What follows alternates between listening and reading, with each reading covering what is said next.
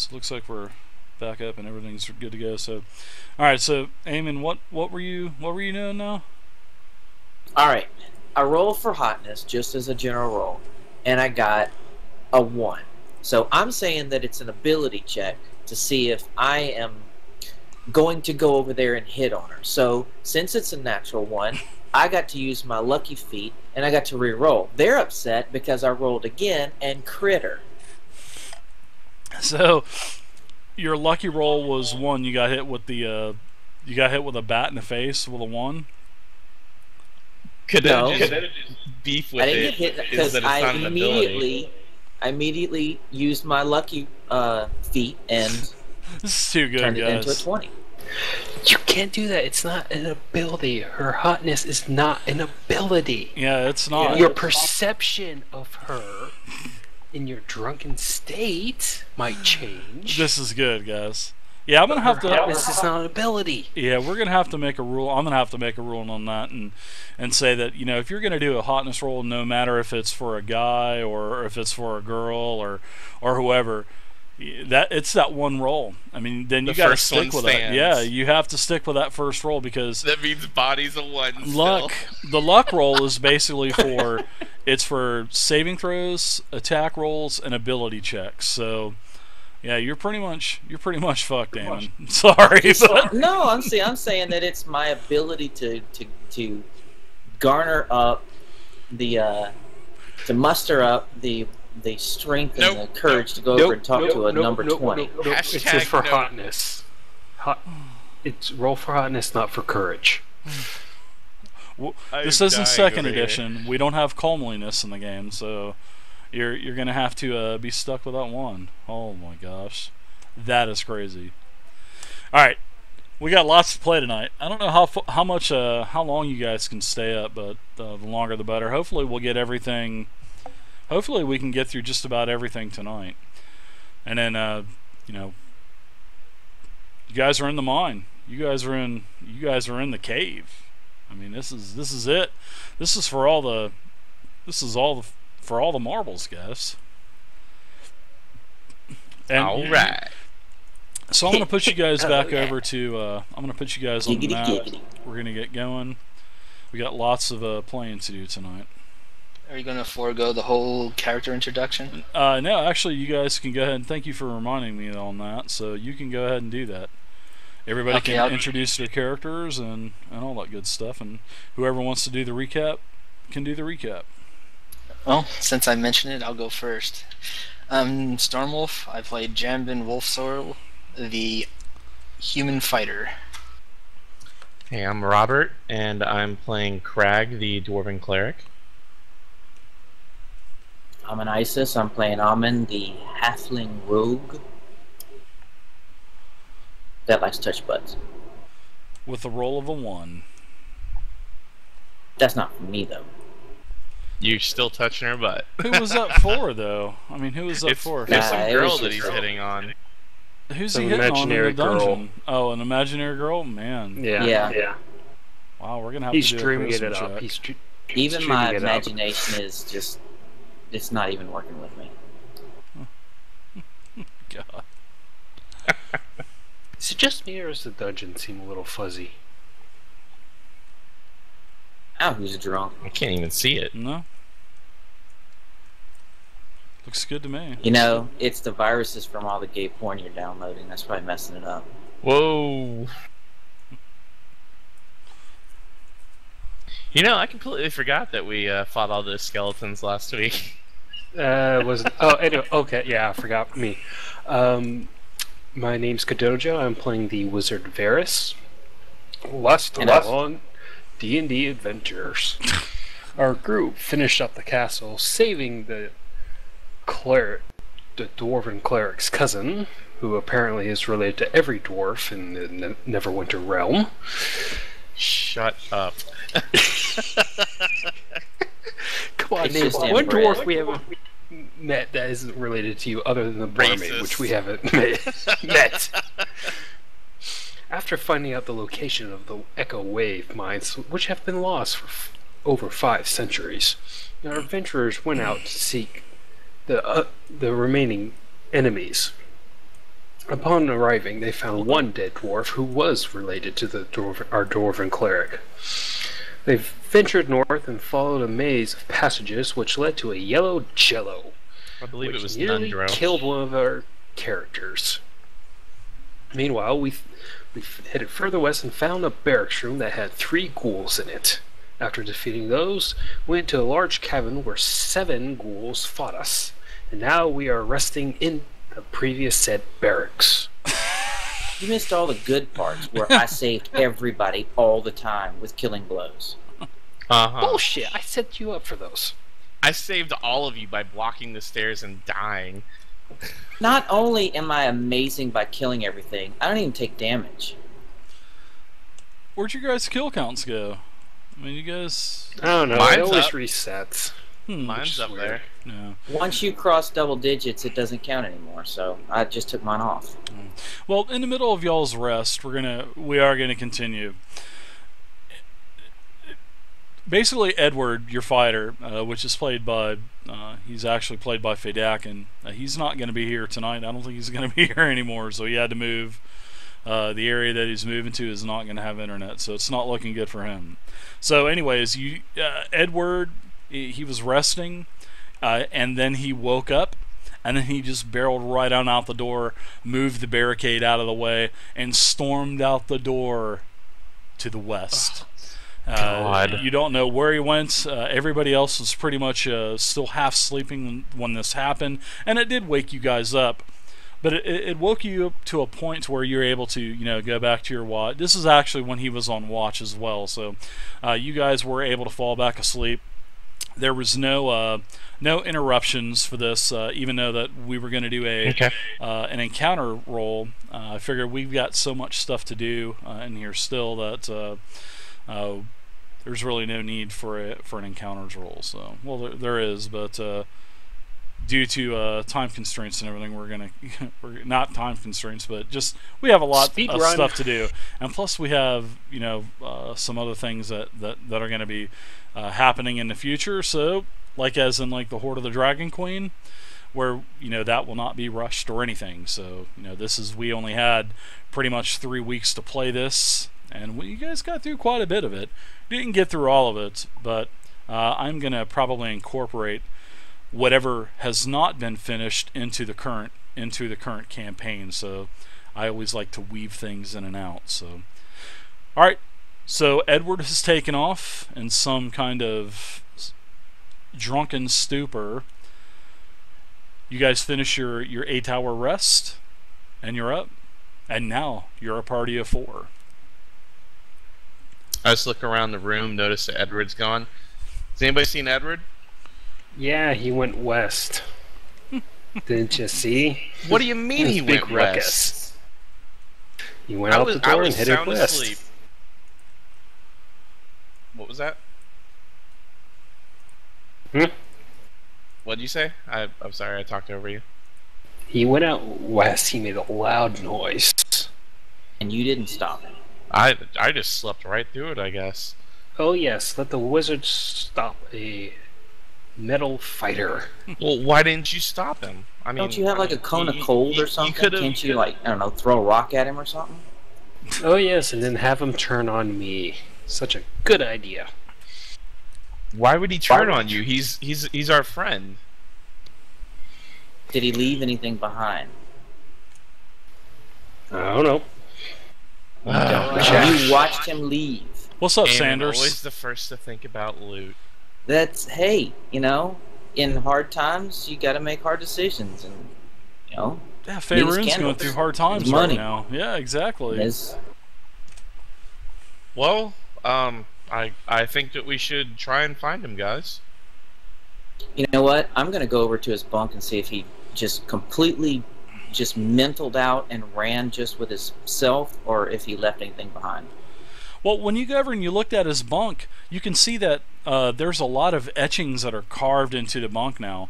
A lot of stuff about, you know, a heart sign and Bonnie and Bon Bon and Bon Bon and, God. and Edward Clavel, and you know she's gonna be the queen to his, you know, his courtship and all this other stuff. Just a bunch I wanted him to RP that out. Just a bunch of stuff written on man. the wall, the bunk, man, crazy stuff. The guy's in love.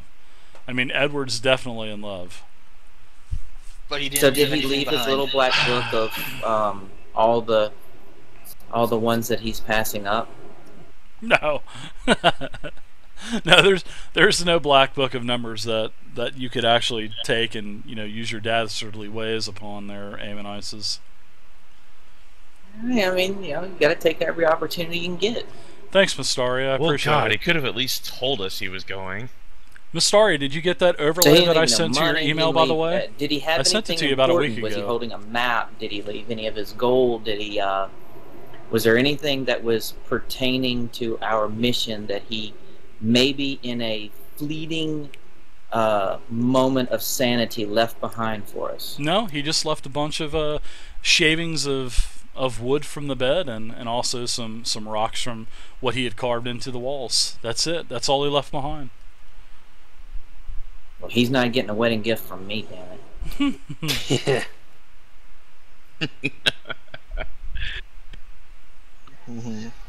Nothing fact- from this. Yeah, that's basically When we what I get used back, to do. I'm gonna go That's- find that's his it. room and I'm gonna poke holes in all his condoms. What you see on the screen is think it's too late exactly for that. what I sent you. Yeah.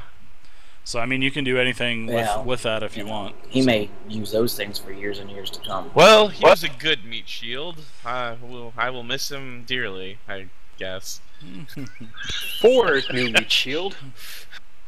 Looks like I have to do all the work now. As the meat, What as are the you meat shield. talking about? What are you you're talking an about? Archer. You're a fucking I'm the meat ranger. shield. You're I'm the a meat bloody shield now. ranger, man. I don't care which one of you are. Somebody better get their butt out this door and start exploring. All right, fine. I guess I'll go first, and I'll go down this door. All right, so Teleportation. which way are you going? Are you going to the south there, Jambin? Right where I put my character at. Oh, okay. Hey, did you guys also notice that rush all over of there. the 5e EXP purchases are ready to go, and also the 5e No, Wheel I of did not. Misfortune is ready to go as well. Oh god, I need to look at that. Yeah, it's an actual wheel. So I was watching the I'm stream. gonna That looks bad. spin it, and it'll literally pop out like a fortune cookie. It's like spinning a bunch of fortune cookies and breaking one open, and it tells you what happens. So it's gonna be pretty sweet. It's gonna add a lot, and this is basically. I'm gonna put this up on the website as well, so in case anybody wants to use it, they can use it for their game as well. But it is literally, it takes into consideration all of the mechanics of 5e, the terminology of 5e, the conditions of 5e, and everything. So this is a pure 5e critical fumble chart. So, all right, I am excited though about it. I know, I'm so excited. I tried to roll for a misfortune, but oh well. My fortune's not misfortune enough. Yeah. All right, so you walk out the door to the south. Okay. All right, I'm gonna pull out one of my little candles, the one that was partially lit. It was only lit for a few moments, and go ahead and light it back up. Mm-hmm. All right. So you And then have your 10 foot of light in front of you. Also to the south, you guys see that there's that earthy cavern that's carved into the rock, to the hewn stone. And you guys, looks like you guys are going north though. So let me go ahead and open this stuff up I for peek you. in the cavern as we walk by. Oh, okay. After you do that, All right. Dave. Don't.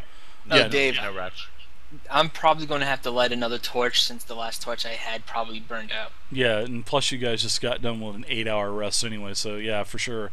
All right, so Robert, I'm gonna I'm gonna go ahead and open up this area down here for you, and this is pretty much basically what you can see as you walk into this area.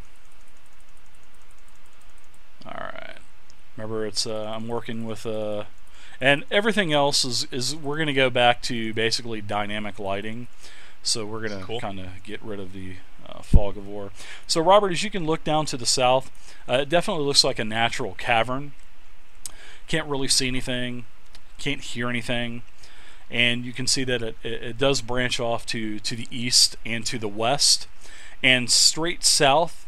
It does look like a more carved passageway, sort of like the rest of the complex that you've been in. You know, the polished walls and whatnot. So that's what you see to the south. Now to the north, where everyone is at, you can see this. I'm going to go ahead and uncover this for you guys. I just go, and keep moving on. Alright, so the corridor to the north, also about 50 feet down the hall, well, about 20 feet or so, you're not going to be able to see really past about 10 or 15, 20 feet because of the lighting situation.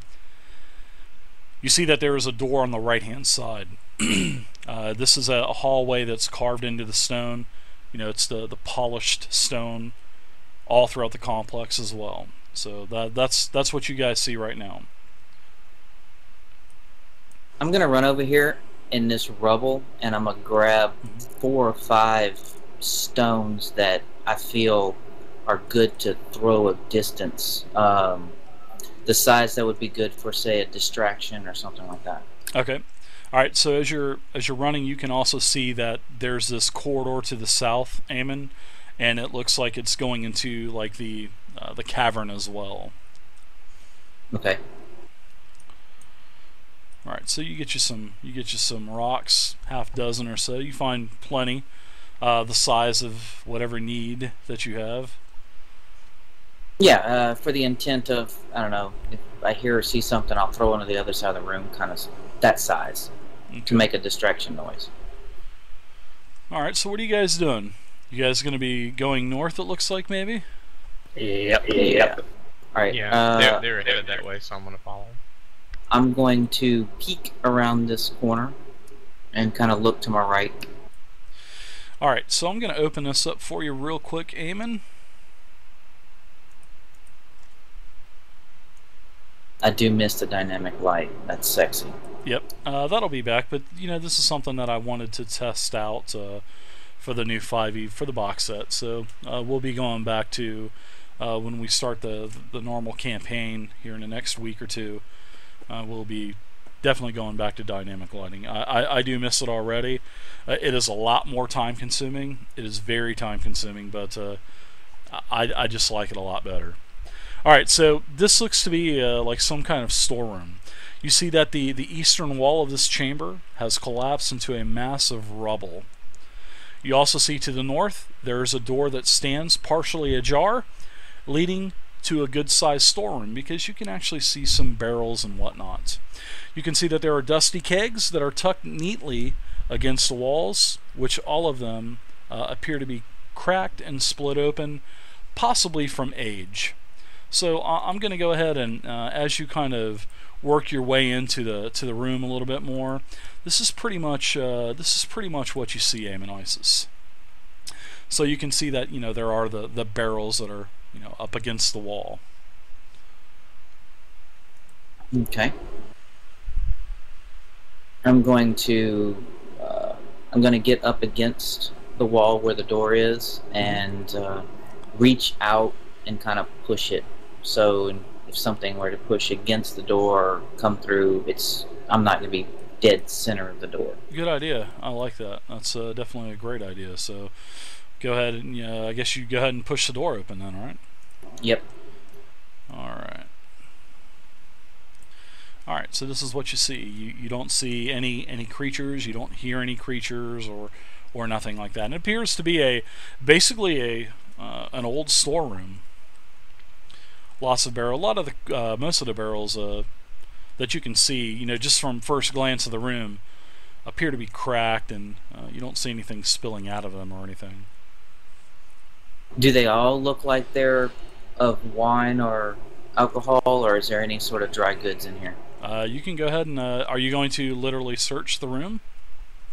I'll give it a quick. If I to give it a quick look to see if it's just liquids, or if they're, if something catches my eye, then I'll go a little deeper. But Sort of like a quick once over then, right? yeah, and take 2-3 minutes and just kind of scan through. Basically, I can tell something to basically look and see, is there any dry goods, yes or no, in this room. Okay. Well, as you start to rummage through all the barrels and everything, you notice that every single barrel that you're touching, looking at, near, it seems like over the course of time, that basically everything has evaporated out of every single one of these barrels. You can also see that there's like some dried residue from years and years and decades, probably even hundreds of years, that all of the contents in these barrels are basically just gone, evaporated, kaput. And that's literally every single barrel. Well, nobody's getting drunk tonight. No, but hey, there was the stuff in the other area. I believe the other area had some ale and everything. Did it not? If I'm not mistaken. Okay, let's see. Can I tell if there's any markings on any of these barrels that is of any significance? Anything that catches my eye and says, "Ooh, hey, maybe I should look some more"? Sure, there was a lot of old barrels that had, grains and, wheats and flours, and there was also some, you can see some stuff written in, and it's basically mostly written in common. But there's a couple crates, the barrels that you can't understand what they say, but they're empty as well. So, I mean, there's literally nothing but empty barrels. Okay, so it doesn't look like it came from it was a shipment that was, I don't recognize it as a shipment that was stolen or recently? Or anything like that? No, this is definitely stood the tells of time. The current reoccurring theme of this place, everything seems to be 500 years old. This is just a portion of it.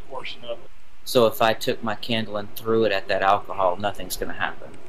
There's nothing in the barrels. I mean, there's literally nothing in the barrels. Okay, well that's not any fun. I'm going to go ahead and leave out of this room then. Roll for hotness, dude. Well, for a 1. So the next chick you start to flirt with, she is gonna have a 1. Or maybe maybe it'll be a guy as well. It's just not gonna be the tables have turned. Actually, I was wondering where Kadojo was, because I was thinking maybe get that 1 out the way. All right. So what kind of light do you have, Mr. Dwarf? You have I think you have light vision, don't you? Yep. Light, dim, dark vision.